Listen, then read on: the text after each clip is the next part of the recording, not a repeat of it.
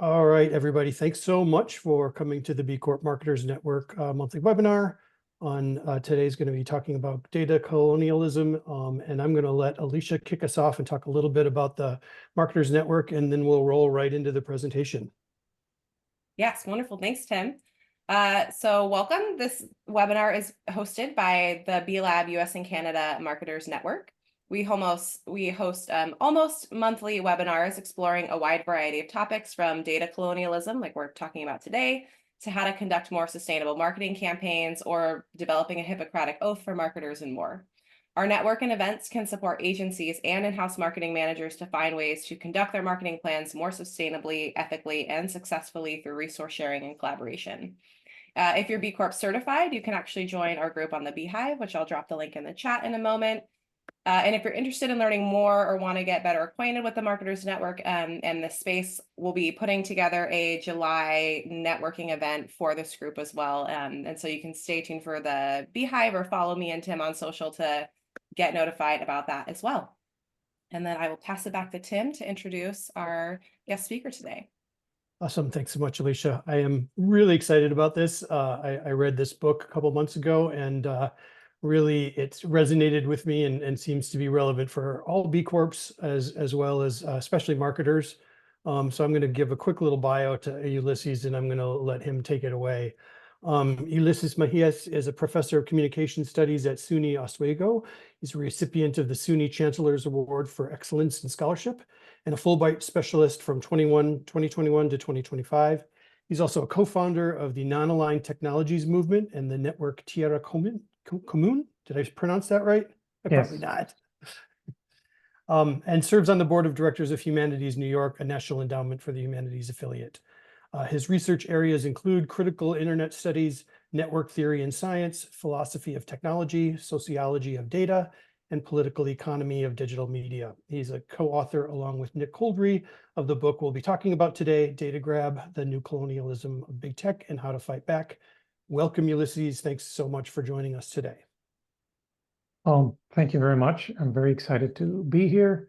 I have to admit, I didn't know much about your network, but the more Tim explained and the more I learned about it, I was very excited to see the kind of work that you folks are doing. And I'm very appreciative of the opportunity to talk about my work. As you can see in the screen here, that's the cover of the book, at least the US cover. It looks slightly different in Europe. And you can also see my co-authors. So Nick Coldry, who teaches at the London School of Economics, and I co-wrote this book together, as well as a previous book and some articles. So this is definitely shared work, work that has been co-developed with him. And he apologizes he couldn't be here today.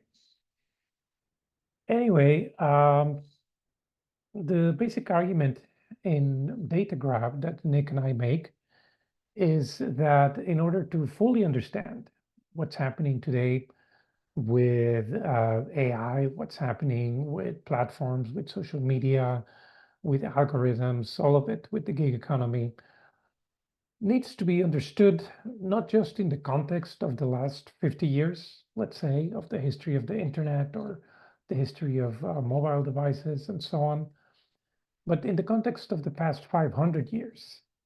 In other words, in the context of the history of colonialism. So that's what I'm going to try to explain why we argue that during this presentation. So in order to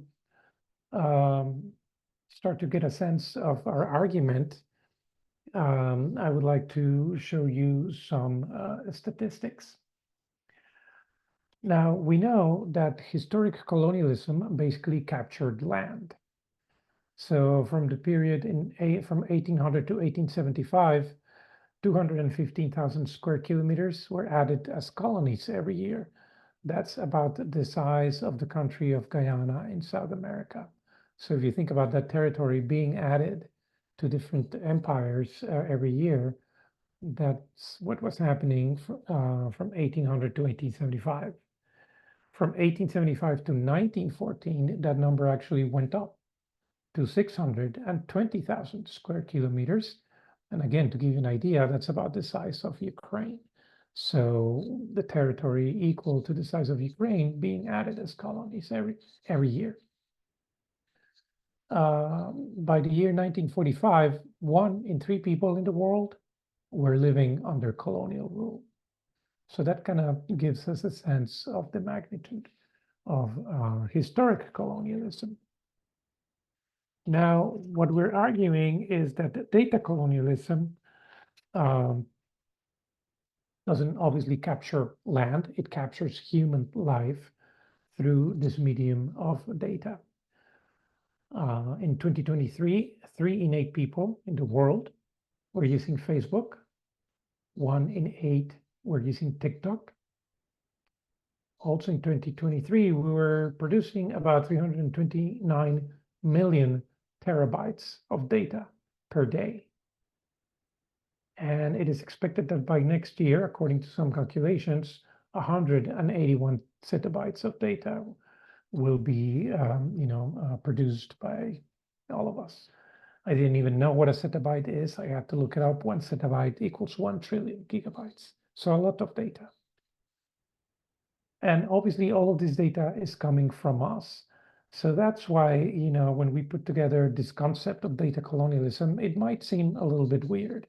We're talking about data, which has to do with the present, with the future, but also about colonialism. It has to do with the past. So how do those 2 words come together in this concept of data colonialism? To help us understand a little bit of how this happens, I have here another quote by Hal Varian, who is the Google chief economist, who in 2013 said, quote, "There is now a computer in the middle of virtually every transaction." That much we know, right? Because the internet. He continued, because transactions are now computer mediated, we can observe behavior that was previously unobservable and write contracts on it. In other words, what was important was the fact that not only computers tracked everything we did online, but that companies figured out how to monetize that information. And so that sort of opens up some good benefits, but also some maybe not so good benefits that we equate with the impact of colonialism. So let me sort of give you the official definition of what data colonialism is. Nick and I argue that it is an emerging order for the appropriation of human life so that data can be continuously extracted from it for profit and for social control. So we're not saying data is bad. We're not against data. We're specifically talking about social order in which data is continuously extracted from us with the sole purpose of converting it into profit or allowing corporations or governments to enact new forms of social control. Now, when we talk about data colonialism, obviously the comparisons to historical colonialism are inevitable. And those comparisons can sometimes be tricky. There are, in fact, many differences between historic colonialism and data colonialism that we want to keep in mind. There are differences in terms of the modes, the intensities, the scales, and the context. Colonialism in India looked very different than colonialism in my native country, Mexico, for instance. So we want to keep all of those differences in mind. We're not suggesting that we can erase them by any means. But there is one similarity that all forms of colonialism share, and that is the historical function. And that function has always been to extract and to dispossess.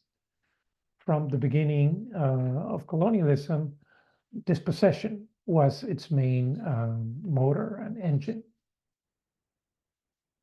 How does this happen in data colonialism? Well, by controlling new forms of territories that we will talk about. A couple of additional points about data colonialism that I think are important is that in some ways we are differentiating this lens, this framework that we're calling data colonialism from capitalism. Because people might ask, well, why can't we just explain this through the lens of capitalism? And many people have, in fact, done that fairly well. That's why we have different theories like surveillance capitalism that you might have heard about. But at the same time, we're arguing that there is something unique, that capitalism is not enough to explain what's going on.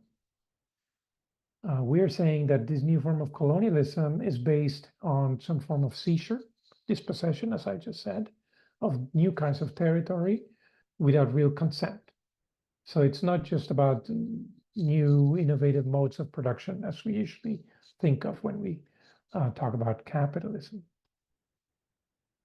And we're also suggesting that this new emerging social order represents a complete transformation of the global social order and of our ways of life.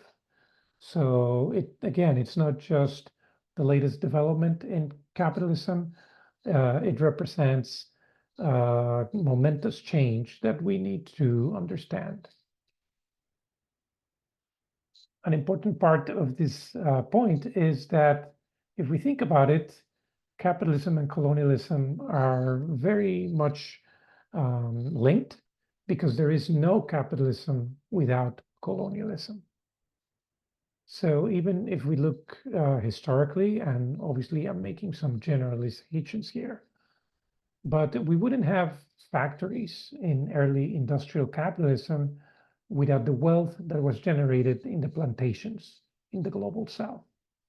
So that transfer of wealth from plantations to factories obviously means that colonialism is not something that ended and then capitalism started. The two very much coexisted and continue to coexist. The cotton that was grown in the plantations, including here in the United States, was exported to factories in England, let's say, to be processed. And so colonialism and capitalism were very much intertwined. And this obviously also means that the legacy of historical colonialism continues. So like I said, colonialism is not over. Its impacts, its legacy are not over. And we can see that very clearly when we look at the way our global economy is organized, which obviously has a lot of inequality in it. Or when we looked at the impact of racism in modern societies, which can also be explained through the legacy of colonialism. Okay, so as is hopefully starting to become evident, we're not interested in making simplistic one-to-one comparisons, which would be impossible to make anyway. Instead, we're interested in these transhistorical comparisons, in tracing continuities, in using the past to try to understand the present. And so in our work, Nick and I do this by describing a 4X model. And this 4X model actually is a term that comes from the video game world. And I don't know if you're familiar with the video game represented here in the background. This is actually Colonialism, the video game. It's part of Sid Meier's Civilization series. And so in this game, you can play as the Spanish, the French, the English, or the Dutch. And your goal is to go through this virtual world and colonize it by establishing new cities and pacifying native populations and so on. You do this by employing 4 strategies over and over again. Those strategies are explore, expand, exploit, and exterminate. Hence the 4X model.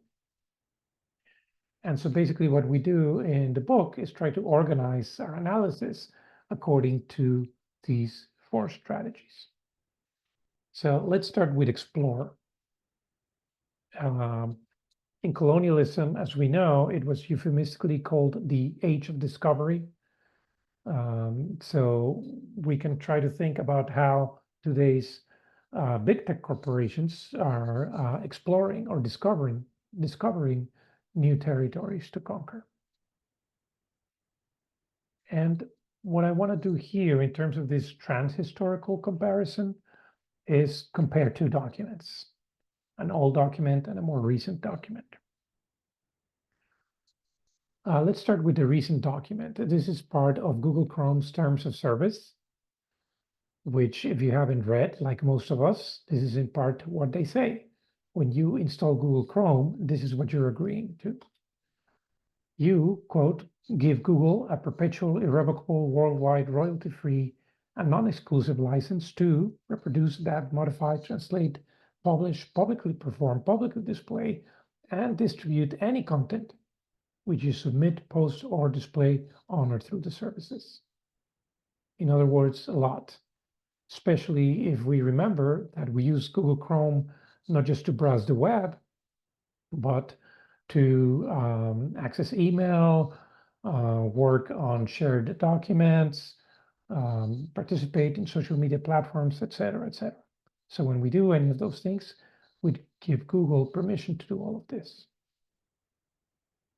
I want to compare that document to a much older one called the Requerimiento. This was a document read by Spanish conquistadors when they were about to enter a new city or a village to colonize it, to conquer it, to pillage it. Many times they would arrive at night, they would stand under cover of darkness outside of the city limits and proceed to read this document in Spanish to people who obviously didn't speak Spanish, who couldn't understand, therefore, what was being read to them.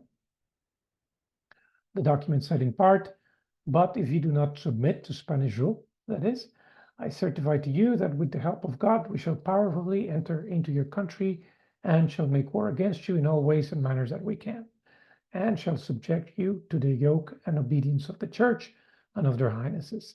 We shall take you and your wives and your children and shall make slaves of them, and as such shall sell and dispose of them as their highnesses may command.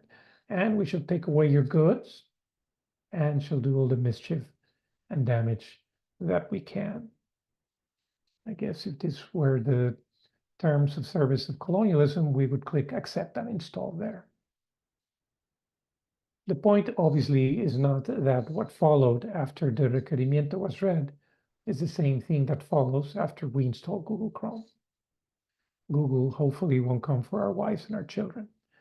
But we're trying here to call attention to the use of this deceptive language that we really don't understand to give away our rights to something that, again, we don't have full control over, under the guise that this is consent, because now we've read it, we've been told, so then it's acceptable for corporations or colonizing forces to do this. We have another example of this kind of exploration that goes on currently in the form of generative AI. As we know, generative AI needs a lot of data to work. That data comes from us. So in some ways, Gen AI is a form of exploration, we suggest, a form of prospecting for content everywhere in human culture. It's taking all of this material and using it to train its models. As an example, I don't know if you're familiar with Google's Music LM system, which was trained with 280,000 hours of music. This system, you can give it some text instructions, like I want a tune with guitars and flutes that's very peaceful, and it generates it for you. To do that, it learned from 280,000 hours of music that Google didn't license and that didn't even credit the authors. And so an important reminder here is that whenever we chat, whenever we use Gen AI, whenever we use any of these services, we are again accepting the terms and conditions that are presented, and our interactions are themselves become learning material for these algorithms. Now, in case you're thinking, well, maybe this is okay because all of this content is public domain, I'd like to remind you that OpenAI said in a report to the House of Lords in the UK that it would be impossible to train today's leading AI models without using copyrighted materials. So in other words, they need all of this, not just public domain stuff, but copyrighted stuff to train their AIs. And until very recently, they were just doing that without permission, without paying any fees. Now we're starting to hear of some companies like the New York Times that are launching lawsuits against companies because they don't want their content to be appropriated. Other companies are, of course, licensing their content so that this can happen. Anyway, let's keep moving and let's now talk about the second X in the 4X model, and that is expand. In other words, establishing new colonies as zones of extraction. So here, to explain this concept, Nick and I actually talk about data territories, which we defined as bounded online spaces. In other words, they're not physical spaces, they are spaces built from code from which data can be continuously and exclusively extracted. These territories are all around us. Of course, we can think about the usual social media platforms, the apps in our phones, the smart devices in our homes, the search engines that we use, the AI chatbots, and so on.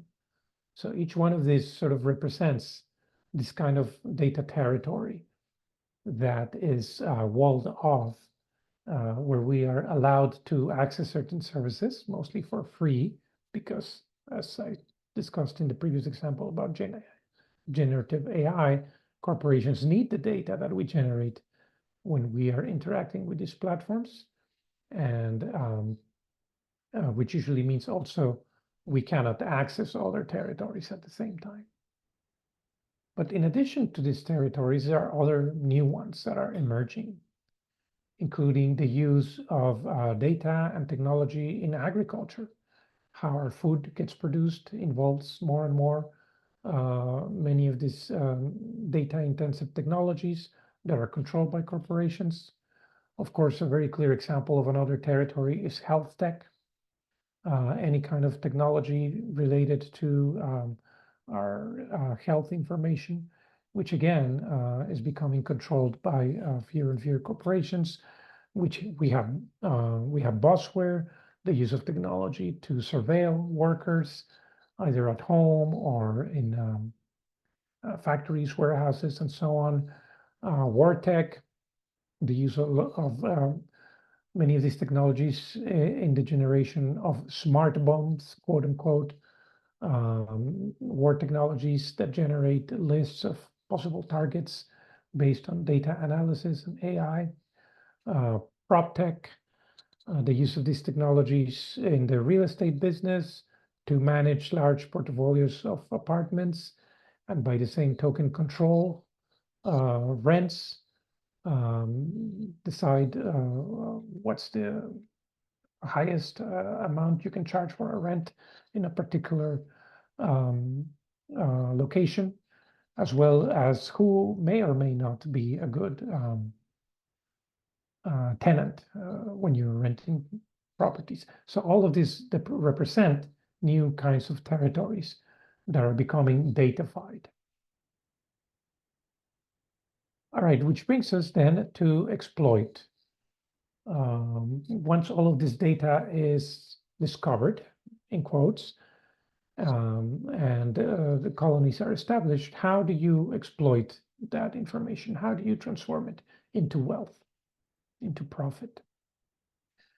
And to explain this, we can sort of talk about the concept of cheap in colonization. Let me explain a little bit what I mean. Let's start with the concept of cheap nature. In order to colonize the world, colonizers had to imagine nature as something that was cheap, as something that was abundant. It was just there for the taking. It didn't have an owner. Of course, we know many of these territories had owners, but colonizers didn't consider these people fully civilized. They were barbaric or pre-modern. So in order to convert all of this cheap nature into profit, into wealth, you, of course, needed a lot of cheap labor. And again, colonialism was a racialized system.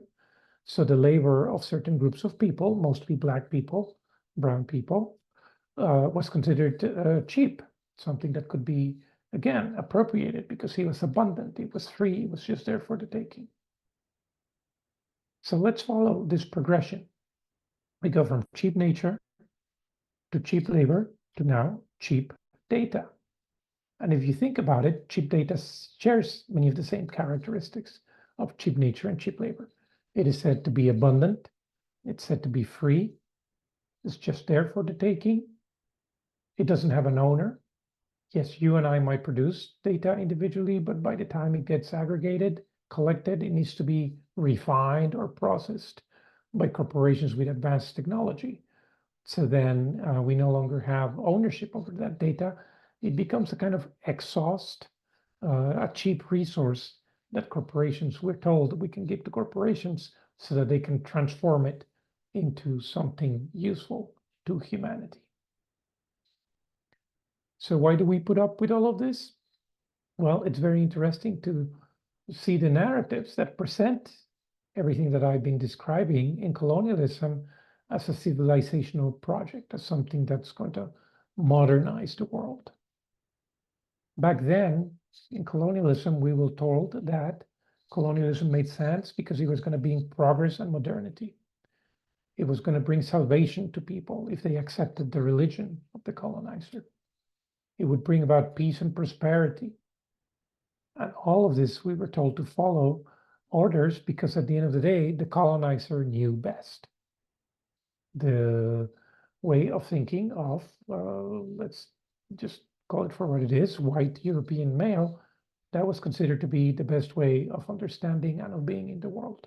Everybody else was supposed to adopt that. Today, the narratives haven't changed that much if we think about it. We're still being told that data colonialism makes sense because it will bring about progress, especially when we think about how we're told AI will surpass all sorts of human limits. It will, allow us to solve all of humanity's problems. So progress. Maybe we're not being told that our souls will be saved, depends on who you ask, but we're certainly told that this will make our life more convenient, easier. It will improve our communities by making them more open, more democratic. Of course, we've seen what happens with social media and disinformation. It's not always the case. And at the end of the day, we're told this makes sense because the CEO knows best. The algorithms, again, created mostly by white males, they know what's best for our worlds and for our realities. Okay, let's talk about the last X, which is exterminate, eliminating all sorts of different ways of thinking to what I've been presenting. And here we do already have, unfortunately, quite a big record of the kinds of violence that are still very much evident when we look at data colonialism. Now, we're not suggesting that we're going to see the same kind of genocidal violence we saw in the last 500 years. We're not suggesting that, but violence still pervades this new system in different ways. For instance, algorithmic bias. We've seen lots of examples of algorithms, of AI models that discriminate against certain groups of people, usually the traditional victims of colonialism. Because if the data that is fed to these algorithms or to these AI models is racist, because we live in a racist society, obviously the algorithms are also going to be biased. There's also another form of violence, which is health deterioration. Data colonialism, we would argue, is bad for the health of the people who use these technologies, mental health as well as physical health. And again, there's some evidence of how that might be the case. And of course, the environmental destruction. We know that all of these technologies consume a lot of energy, consume a lot of water. The extraction of the minerals required to build these infrastructures is also very polluting.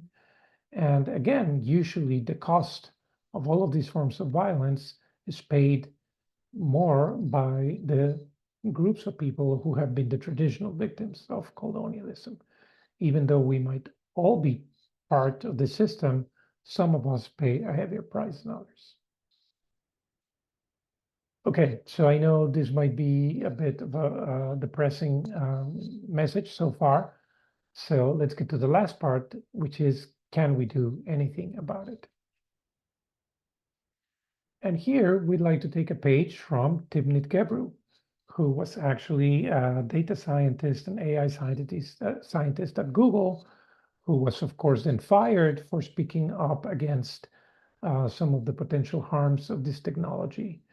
And after getting fired, she said that we need to let people who are harmed by technology imagine the future that they want. In other words, we need to bring to the table those voices of the people most affected by these technologies.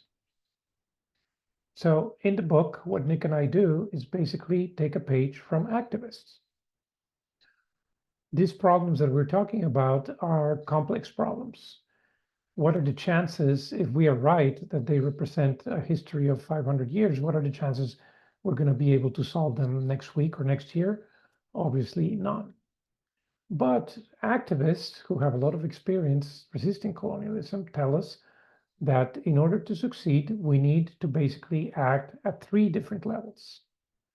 Acting, taking single channel actions is not going to be enough. We basically need to operate at 3 levels, which is what activists in Latin America tell us.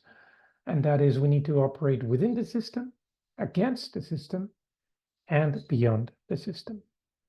So I know in your toolkit, you already have some ideas of what each one of these involves, but I will just briefly give you some examples. Obviously, acting within the system means participating in mainstream politics, putting pressure on our governments to enact all sorts of regulation that is good for us. Antitrust regulation, regulation about impact assessments, etc. Corporate dissent is also a crucial area of fighting within the system, and we're starting to see more and more evidence of that. Within corporations, people speaking out against, when they disagree with what their companies are doing. But obviously the system will not be able to fix itself on its own, so sometimes we need to fight against the system, which means all sorts of protests. For example, one instance we discuss is the group the Liberistas Unidos, food delivery gig workers in New York City, who organized and secured certain labor rights. So the work of unions is very important here. In general, the politics of resistance, learning from previous and present decolonial movements. Because like I said, there are people who have lots of experience resisting colonialism. Their fights might not be the same as our fights, but we can at least learn from them. And lastly, we need to work beyond the system. This basically means reclaiming colonized space and time, which is easier said than done. The space colonized by surveillance cameras or by digital devices that we bring even to our most intimate spaces at home, the time we spend in front of screens. I would say perhaps even decolonizing law. Just as, more and more people are getting friendly with their AI agents and perhaps preferring the company of sophisticated AI models as opposed to the company of messy human beings. And this probably also entails reimagining forms of digital sovereignty, of digital autonomy, which in the past, the state has been in charge of defining what that means, but perhaps this means working within our communities to define what that new form of autonomy looks like. All of this by using a very important tool, which has always been important in decolonial struggles, and that tool is imagination.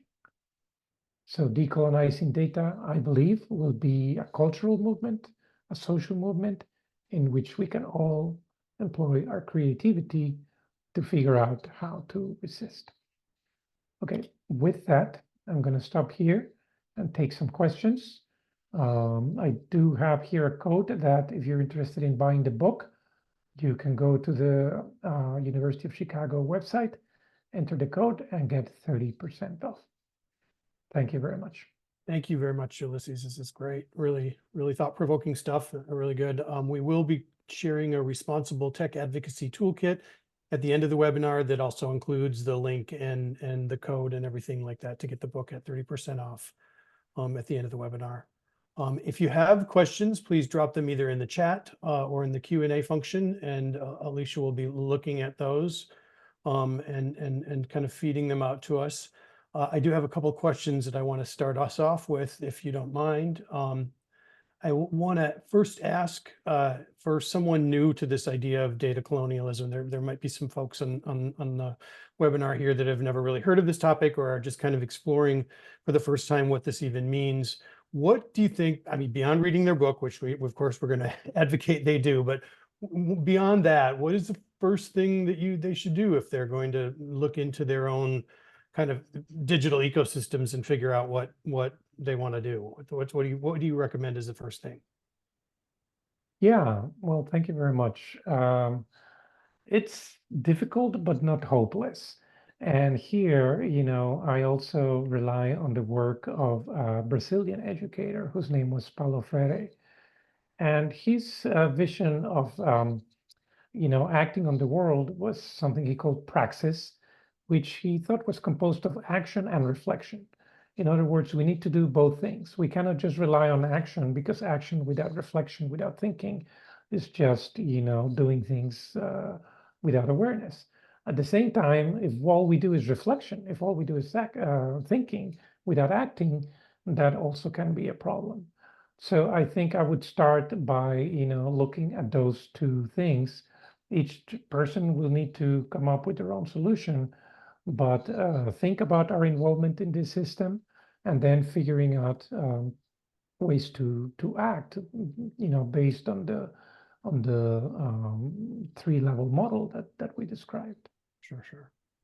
Yeah, I guess to that end, I'm going to skip forward to another question I had, just around kind of governance and kind of like, if you're talking about reflecting, do companies need to put like long-term governance policies in place for these things? Do they need to have policies and practices for like when, for instance, employees upload customer data to AI systems to get answers, for instance, and stuff like that? I'm assuming there needs to be a level of rigor within organizations, especially for marketers who use data and rely on tools, especially like AI, very much. Can you talk a little bit about what your thoughts on kind of beyond the first step? What is the kind of next step or the long term that a company could do? Yeah, no, that's a very good point too. I think, again, this is a struggle, and I realize there are different kinds of companies, and some companies don't care at all, and some companies are, in fact, trying to come up with procedures and processes and guidelines for how to treat data they may collect from their customers. I think we have come a long way. Terms of service, like the one I presented from Google Chrome, have become less draconian. The language has become a bit softer. Part of that, unfortunately, is because the data has already been grabbed, right? We're already very much embedded in the Google's ecosystem, so there's no way out. But I do think it's important that other corporations come up with very clear guidelines, very clear processes for how to handle data. I think at the end of the day, I know it sounds kind of like, perhaps too naive to think that we can change the way corporations work, but I think focusing on the needs of the people, putting people before profits, basically, I think should be a guiding principle for corporations, because as I said during the presentation, this data, we become used to seeing it as something cheap, but Right. whatever we can do to not see it as something cheap that we can just grab. I think that's what corporations need to do, to remember that the data comes from people, and hopefully the use, we have an obligation and a responsibility to create things that are good for the people who have entrusted us with that data, and we need to inform them very clearly about how we collect the data and what we use it for. Yeah, absolutely. Looks like we have at least one question in the Q&A. Alicia, do you want to share that with us? Yeah, absolutely. And if it's naive to believe we can change the way corporations are, you're in a good place here. Right, you're in good company. We're tenet of what we all believe too. So Good. welcome to the group. All right, we had a question that was curious about, are there any known platforms or tools you'd recommend that are already doing the work of decolonization? Yes, many. And so basically, those are the last two chapters in the book. We sort of, review a little bit some of the movements, some of the people kind of doing work in these areas. Unfortunately, there are lots of examples from all over the world. They might not necessarily, be examples that make the daily news, but they do very important work. For instance, one group I work with is the group Mi Gente, which is a Latinx activism group here in the United States. They do political activism, trying to get certain candidates elected. But one of the things they do is, for instance, they've been bringing a lot of attention to how the Immigration and Custom Enforcement Agency in the United States is misusing a lot of data. In ways that citizens and global citizens U.S. citizens and global citizens might have problems with. So there's also the Algorithmic Justice League. There are groups all over the world, trying to work in these areas. There are academic groups doing research. Data and Society comes to mind, the Center for Democracy and Technology. So again, if you look at in the book, we have a list, we have links, and we also have suggestions on further reading. So I think the point here is that there's no such thing as like a global movement, although I think we might start seeing signs of such a movement appearing. I've just come back from a conference in Mexico City about the political economy of AI, where there are a lot of representatives also from the labor sector who said labor is a key player in all of this. I think, by getting different kinds of unions from all over the world together to discuss some of these issues, because workers are directly impacted through gig economy work, through the replacement of their jobs through AI. So I think unions might be a crucial player in this space and a way to kind of bring together different groups from all over the world. So there's lots of examples that should give us hope. It's just a little bit hard right now to find them, but they're out there. Yeah, they're definitely challenging to find. There's one next question here in the Q&A. I'll take this one, and Alicia, you can take the next one. Does that work? Thanks for the presentation. Can you share any examples of companies that are handling data collection and usage in a relatively responsible way? I think you talked a little bit about that. I don't know if that would mean paying for customer data or something else, question mark? Yeah, well, that's where you might be able to educate me a little bit more, because I would hope that some of the companies in your network are good examples of responsible data management. I think the one thing I would say also is, because I have seen proposals that, well, maybe the way to fix this is to pay individual users for their data. I'm not exactly sure that will always work, because I think the problem with that solution is that it solves it at an individual level. As we're seeing, a lot of these problems are basically social problems. And so I think they need to be addressed at the social level as well. I love, Naomi Klein. Many of you might be familiar with her. She's a writer and activist.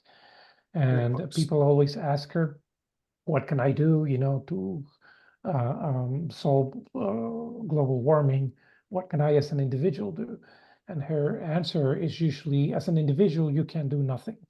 It's only collectively, when we organize together, when we discuss things together, when we think through these problems together, that we might be able to do something effectively. Likewise, I think, when it comes to data colonialism, paying individual users, that's why I'm saying might not be the answer. But certainly getting corporations to pay a fair tax, to pay taxes, the taxes that they should pay in societies. When we look at how much taxes Amazon or Meta Crazy. pay, it's ridiculous. So getting them to pay the taxes that they owe society might be a way to, give back to the societies from which they have extracted all of this data in a responsible way. Unfortunately, I don't have many examples of big tech corporations that are doing that. If anything, all over the world, they are fighting tooth and nail, any attempt at regulation and any attempt at taxation. So we also need to put more pressure on our governments to continue that fight. Right now, we have a little bit of hope in the United States, which has traditionally not regulated anything for decades when it comes to media and tech corporations. At least with the current FTC and Lena Khan, we can see a little bit of movement in that direction. Of course, that might all disappear come November. So we need to be politically involved to make sure we have politicians who are looking after our interests. For sure. Yeah. And that is really one of the main reasons we put the Responsible Tech Advocacy Toolkit together, was because our community is not shy about advocating and political advocacy in general. However, there's not a lot related to tech in our community. And so the idea of putting this toolkit together, which includes resources from your book, was to help people within our community say, okay, well, here's how, these kind of responsible practices and ethical practices that we purport as a community actually apply to this sector. And these are tools that we all use. Sure. Alicia, go ahead. You want to go on the next one? Yeah, absolutely. So what is the practical implication to use these convenient digital services without using the for-profit big tech platforms? For example, Ulises, do you personally avoid these services in your daily lives? It's impossible to. And I think we should not be constrained by the kind of paralysis thinking that, okay, what I need to do is quit everything and then I'll be fine. Even for work reasons. I teach at a state university, which, as you know, we don't have big budgets. So about 10 years ago, we decided instead of having to run our own email services, let's just use Google. So like many other public schools, we let Google handle all of our IT. At that time, I said, maybe this is not a good idea for these reasons, but of course, nobody saw any problems with that model. So now, just for work reasons, it's impossible for me not to use Google. Yes, I'm not on other social media platforms. I'm not on Facebook, but at the end of the day, I think it's not about feeling good because I'm not using this or that platform. In my classes, I don't tell my students stop using Facebook. I tell them use it responsibly, at least be aware of these issues. And certainly activists have shown us that in some cases, these tools are very important to organize, to disseminate information, to educate people. So, some of you might be familiar with the poet Audre Lorde, African-American woman who said, who asked whether the master's tools would allow us to dismantle the master's house. And I do believe in some cases, yes, and we must use those tools up to a certain extent. At the end of the day, that was my point about imagination as well. We will need to come up with our own tools, imagine new tools, which means imagining new ways of being in the world. But by all means, we need to start by working with what we have.